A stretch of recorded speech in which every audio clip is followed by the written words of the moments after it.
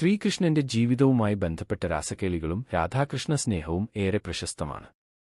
എന്നാൽ കൃഷ്ണന്റെ രൂപം ധരിച്ചു രാധയെ വശീകരിക്കാൻ ശ്രമിച്ച അസുരന്റെ കഥ ഭാഗികമായി ചില പുരാണങ്ങളിലും ഗ്രാമീണ കഥകളിലും പറയപ്പെടുന്നുണ്ട്.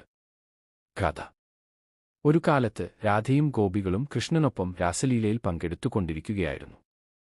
ആ സമയത്ത് ശംഖചൂഡൻ, അല്ലെങ്കിൽ ചില പ്രാദേശിക കഥകളിൽ മറ്റൊരു അസുരൻ, രാധയെ സ്വന്തമാക്കണമെന്ന ആഗ്രഹം പ്രകടിപ്പിച്ചു. അസുരൻ വിചാരിച്ചു, കൃഷ്ണനെ ഒഴിച്ചാൽ രാധ ആരെയും അനുസരിക്കില്ല. അതുകൊണ്ട് ഞാൻ കൃഷ്ണന്റെ രൂപം എടുക്കണം. തന്റെ മായികശക്തി ഉപയോഗിച്ച് അവൻ കൃഷ്ണനെപ്പോലെ തന്നെയുള്ള രൂപം ധരിച്ചു. രാധയുടെ അടുത്തേക്ക് ചെന്നു, ഞാനാണ് നിന്റെ പ്രിയൻ, നിനക്കൊപ്പമാണ് ഞാൻ വേണമെന്ന് എന്നു പറഞ്ഞു. എന്നാൽ രാധയുടെ ഭക്തിപൂർണ്ണ മനസ്സ് യഥാർത്ഥ കൃഷ്ണനെ തിരിച്ചറിഞ്ഞു. അവൾക്ക് ഉടൻ മനസ്സിലായി, ഇവൻ എന്റെ കൃഷ്ണൻ അല്ല, ഒരു മായിക രൂപമാണ്. അപ്പോൾ യഥാർത്ഥ കൃഷ്ണൻ അവിടെ പ്രത്യക്ഷപ്പെട്ടു. തന്റെ സുദർശന ചക്രം കൊണ്ട് ആ അസുരനെ സംഹരിച്ചു.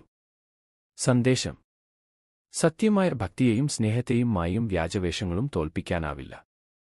രാധയുടെ മനസ്സ് പോലെ ശുദ്ധമായ വിശ്വാസം മാത്രമാണ് യഥാർത്ഥ ദൈവത്തെ തിരിച്ചറിയാൻ കഴിയുന്നത്.